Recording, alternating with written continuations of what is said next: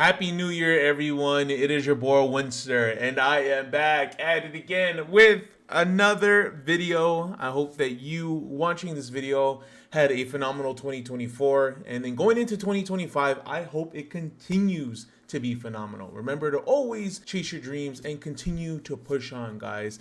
The grind never stops, as it doesn't stop with me. We're already recording in 2025. Today, we're going to be talking about the best decks that you should be playing in this coming format. But before we get into today's tier list, let's go ahead and do a shout out to my YouTube channel members. Shout out to Jared, Leo, Devin, Anthony, Stanyan, Wymie, Thomas, Corey. Thank you so much for supporting me in 2024, and I hope I continue to get your guys' amazing support in 2025. For those who haven't joined the channel membership, please do so. Helps out the channel. And you guys get early content, shout out on every full video. And you guys can schedule games with me on Master Duel, Yu-Gi-Oh! Pro, or just testing overall. Make sure you guys hit me up for that. If you can't support that way, there are plenty of ways to support. Hit that subscribe button, turn on the notification bell, check the description box. There's a Discord, TikTok, Twitter, and Twitch. Be sure to follow me on those channels. And I'm sure not everyone saw this, but I am streaming on YouTube now. So you guys are going to be seeing streams more often, and they're gonna fit back into the schedule. But let's go ahead and get started on today's video. And here is our tier list. We don't have every single archetype under the sun listed here because we have some decks that just mesh well with others. For example, I don't think I've ever seen a pure Malice deck, but I have seen Malice Kashtira, Malice Sky Striker. So whenever we're talking about a specific archetype, we're taking every variation, whether it's mixed with other ones or not. Let's go ahead and get started. Okay, so we have White Forest. White Forest is in a very unique spot. It recently got new support for it with the Azamina cards and Deception of the Sinful Spoils, which were very powerful cards. In reality, White Forest didn't really play that engine. They really meshed well with Centurion. And even to this day, that is probably the archetype that they use the most with, alongside with toys. With that being said, Crossover Breakers being released, and now Malice became the waifu deck, or the preferred one, I definitely think people just are off the deck because of that, and maybe they're just scared that now that Konami banned OSS, a card that archetype didn't even play, they might hit some other cards in the strategy. I personally don't think so because they have even more support coming out. Not to say that Konami is incapable of this, but it's very unlikely. Malice being as strong as it is and as popular as it is one of the main reasons why I think this deck just isn't popular right now. Not to say that it's not strong, because I think it's super strong still. No pieces of the main engine are hit, so I definitely think it is a top tier deck at the moment. I definitely think Labyrinth is a very powerful deck still. However, it does have some things going against it in terms of the meta. People are playing Bestials, which will be able to handle the Labyrinth cards, but people are playing them for the Fiendsmith stuff so they could stop that engine from taking full effect. I do also think that this just isn't the popular waifu deck at the moment. Malice is the new kid on the block, and so was White Forest, and I think those decks just replaced this one. Labyrinth has the Bestials, where White Forest could handle them a little bit because they could shuffle back their Synchro monsters as a quick effect and then summon the monster. So they have the ability to dodge the Bestials. The Labyrinth do too to some extent, but just not too much. All those factors, I do think the deck is still top tier. Trap cards are powerful. You have Daruma Cannon. You have Big Welcome Labyrinth. Those cards are just so good. So because of that, I do think that this deck is still top tier. Illusion Chimera. Now this archetype meshes well with the Branded, meshes well with the Azamina, and another popular engine, the Fiendsmith stuff. This deck could OTK pretty good. But I think one of the biggest weaknesses of the deck right now is that people are playing powerful hand traps like Nibiru, Droll, and Ash. And a single Ash on Gazelle, Illusion, Knight, Special Summon, Burfulment, search 2 cards, just stops the deck in its tracks. Now, it does have other side engines, E-Hero stuff that allow you to fusion summon into a fiend that's untargetable. But one of the biggest problems with this deck is that this doesn't really have an answer to Nibiru, and everyone's playing that. And everyone's playing Droll. Yeah, you could play Cross Out and you could play Called by the Grave, but I just don't think it's enough, and I think those are the reasons why. On top of that, you have the Bestials. They're running around everywhere. They'll just get rid of the target that you're trying to shuffle back or to fusion or to add back. It's just too much for the deck to handle. If it wasn't for the Bestials, maybe it could see a little bit more popular, but it's a mixture of Bestials and very powerful hand traps like the ones I mentioned. And because of that, I do think it's like a top tier deck because it could OTK extremely easy, but I would say it's like mid-range right now. Melodious. Now, the Bestials that plague the Illusion and the Labyrinth cards are the same things that plague this deck, that the archetype doesn't set enough in this day and age to really combat the top tiers of like Risio and Malice, and it just isn't enough in my opinion. Not that the archetype is bad, you could just throw a few hand traps at it and it just really stops the deck. As long as you know how to play it, because not a lot of people do, and it can be a complicated deck, people, I would say, will probably get caught off guard. Again, not saying that the deck is bad.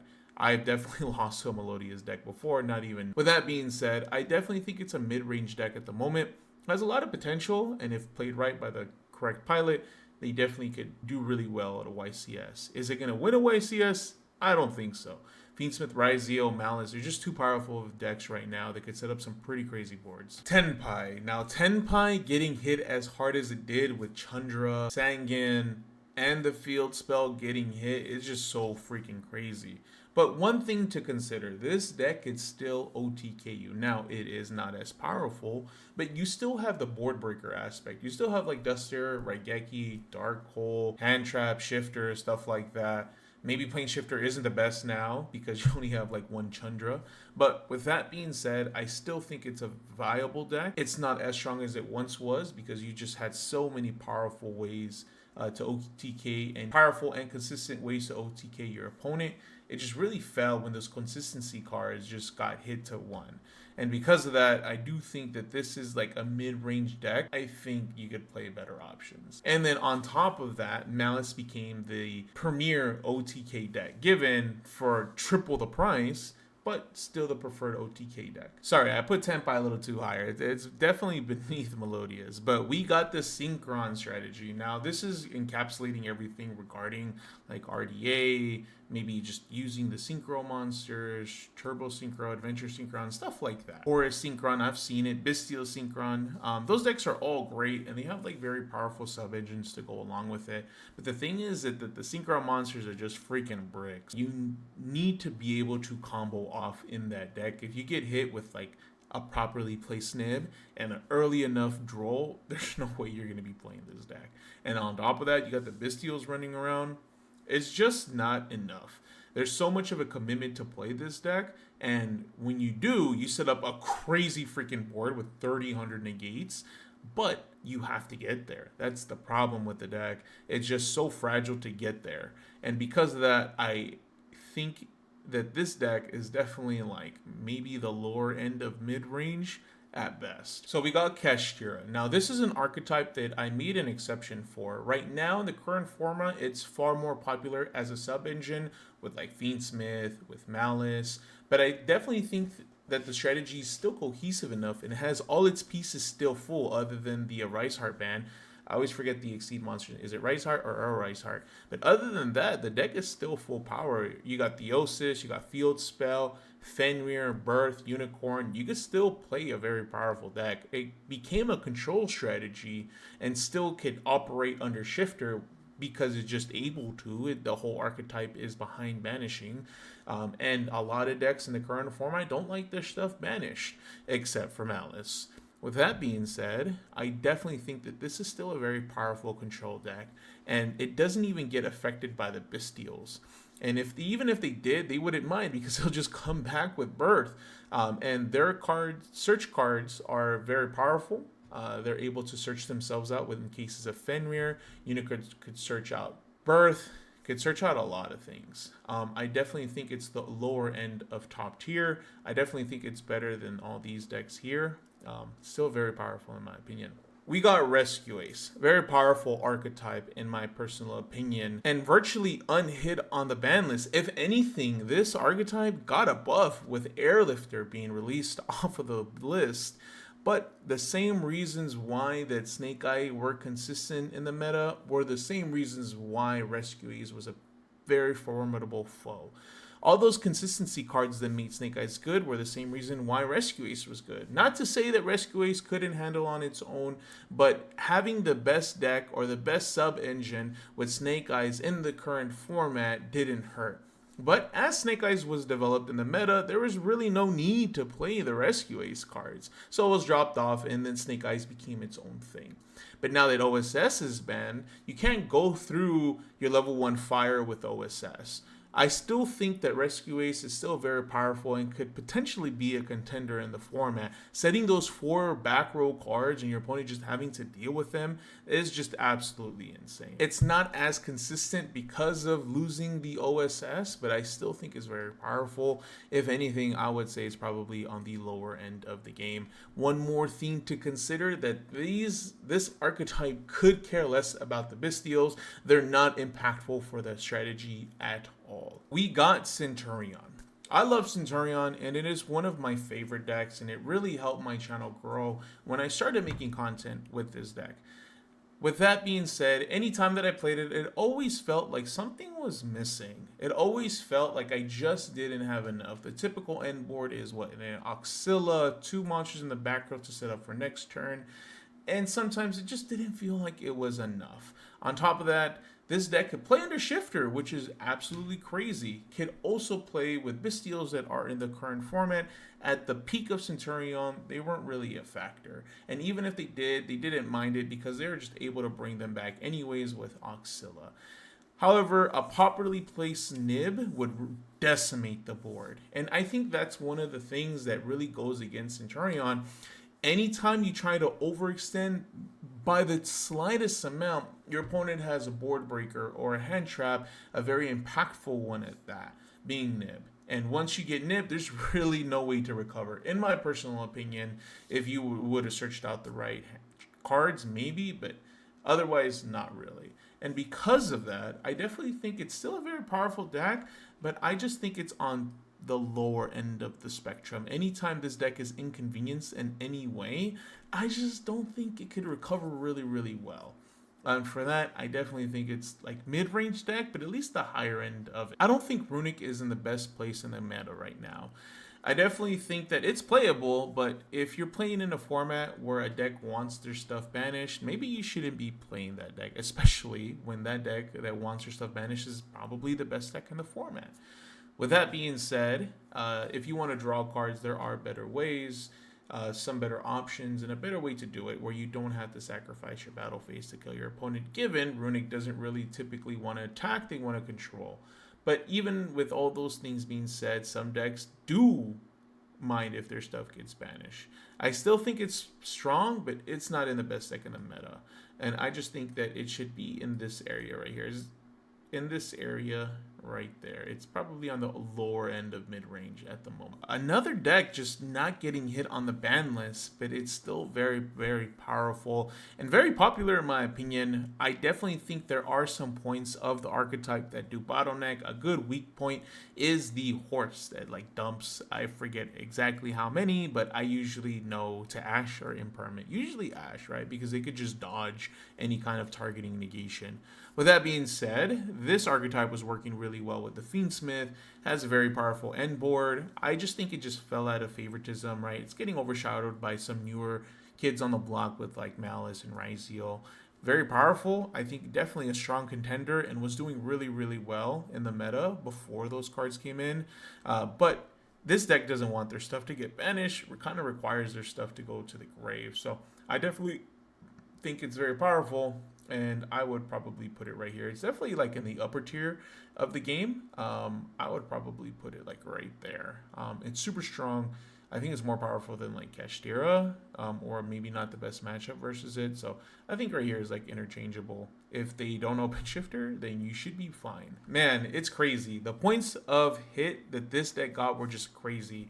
Making Phantom 1 or the Fusion, I always forget his name, I think it's Phantom, making that card 1 and then opening of the Spirit Gates hit as well. It just really hurt the consistency. It's just crazy, right? When Yubel first came out, it was definitely like a battle-based, control-based like deck, and then just super poly your opponent's board away. But then when the rest of the support came out, it definitely made it a full-fledged combo. And it's crazy the combos that you could have done with the deck. But interacting with your opponent with multiple layers of interaction, negates, hand traps, and then on top of it all, there's like battle effects were just too much and definitely needed those hits. Not to say that the deck still can't do it, but it's a lot fragile.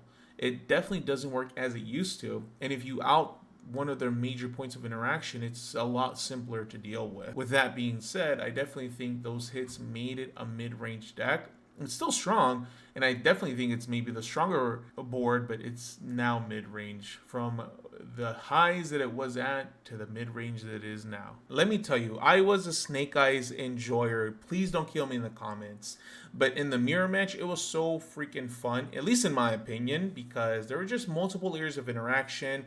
Hita using dark, there was just so crazy what you could do in the mirror match. But when it wasn't the mirror match and you were going against the Snake Eyes and you weren't on it was so oppressive. Multiple one-cut starters, Bonfire, Snake Eye Ash, Poplar, Oak, OSS, multiple extenders. What I just read off, Ash, Poplar, Oak, OSS. On top of that, all oppressive board, multiple layers of interaction. OSS was able to branch you off into other engines with Rescue Ace and Fire King, given the subversions of Snake Eyes, Rescue Ace, Snake Eyes, Fire King weren't as strong as pure. In my personal opinion, it just became too oppressive. And then when Azamina hit the scene, you had the ability to go into those cards with the Diabell. Now you have a negate to stop your opponent from using their high impact board breakers. Hand traps like Nibiru is just too oppressive. Those cards needed to go. The consistency being hit with Poplar and Ash, and then on top of that, the OSS getting hit, it definitely made the deck a lot weaker. Not to say that you can't do the same combos, it's just really, really oppressive, and you can no longer rely on other sub-engines to get to the board that you want to get. I definitely think it's still strong, but it's definitely mid-range now. I still remember when the structure deck came out, everyone was on it, anticipating the Snake Eye stuff to work really well with the Fire King. And Fire King on their own is really, really strong. And one of my favorite decks, in my personal opinion.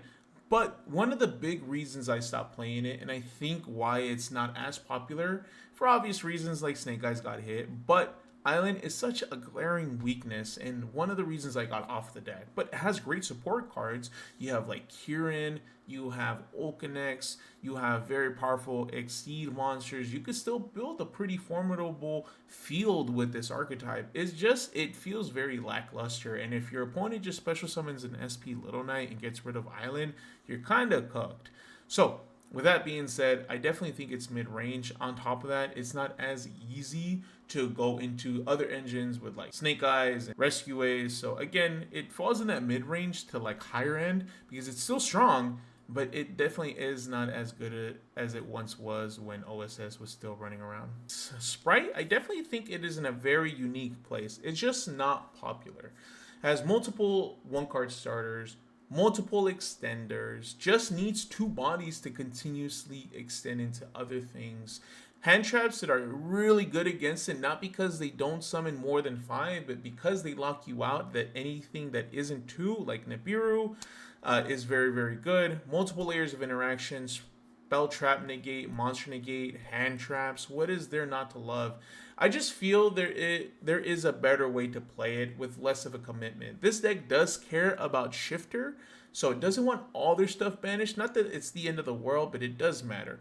Where you could just do things for a lot less and don't worry about high impact hand traps like that, like Shifter with Risio. So I just think that there is a newer kid on the block when it comes to like Sprite. And because of that, I just think it's not in the light right now. I definitely think it's on the higher end of things.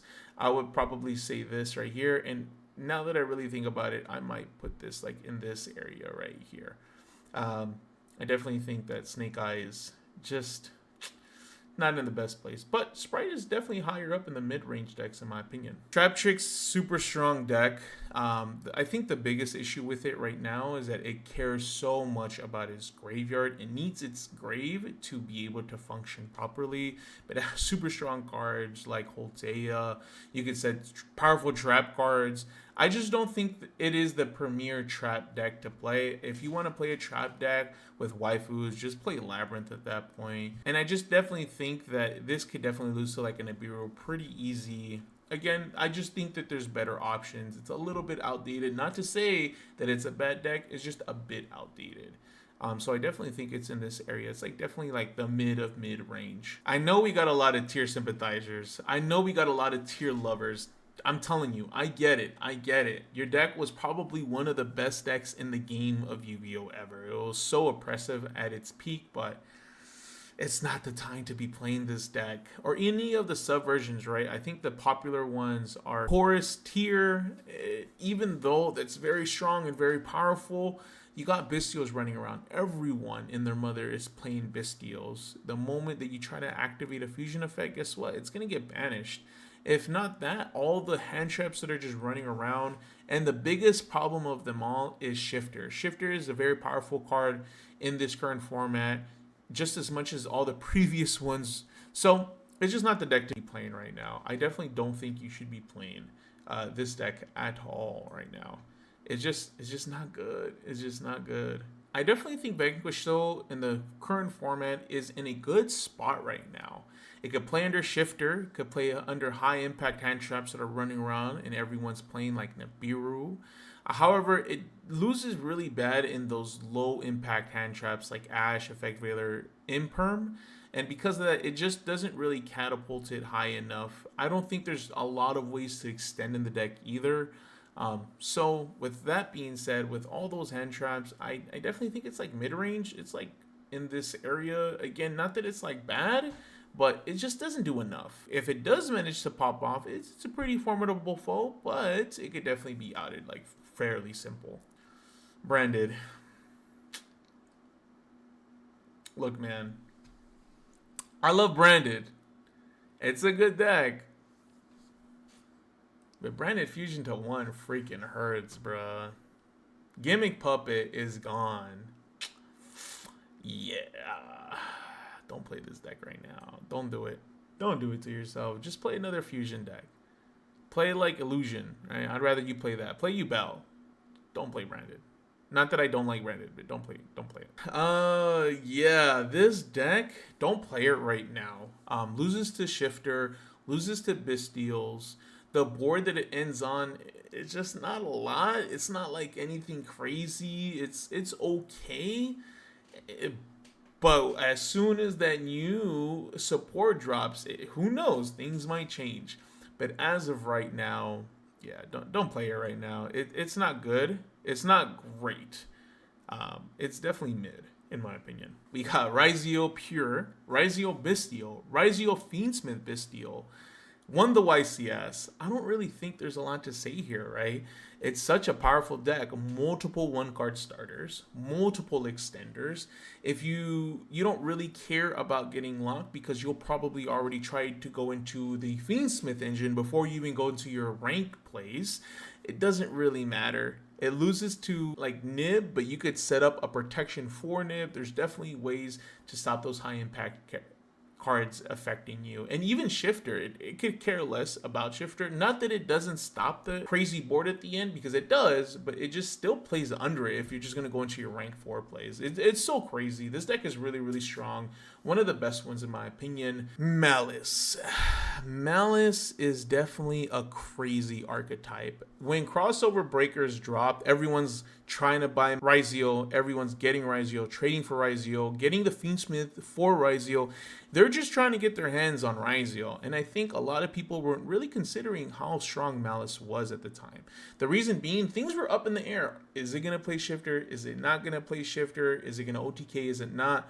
And because people were trying to figure it out on release, it was just up in the air, and everyone thought like that Risio was definitely going to be the best. It's the same story when Tier and Sprite came out. Sprite was the headline for weeks, for months. People are like, yeah, you got to be playing Sprite. If you're not playing Sprite, you're messing up. But when they figured out that Tier was the better archetype, well, we know how that story went. And I definitely think it's the same story here. I definitely think that Malice is the better deck in the current format and the best deck. Can play under Shifter, wants its stuff banished, OTKs like crazy, plays very powerful cards.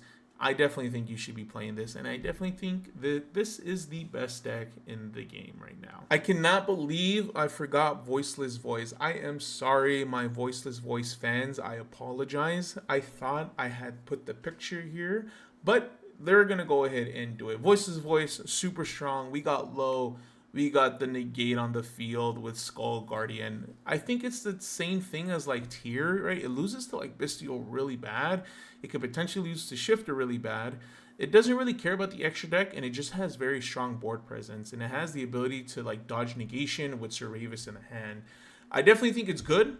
It's just not as good, especially now that like Malice and Risio are on the scene.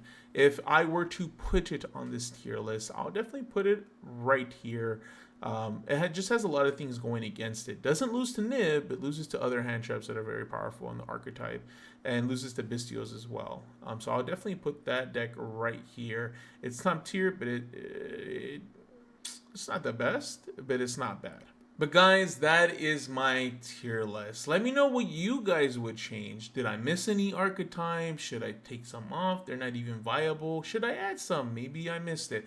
Let me know in the comment section below, guys. I would really appreciate it. And let me know how I did. What do you guys think of my tier list overall?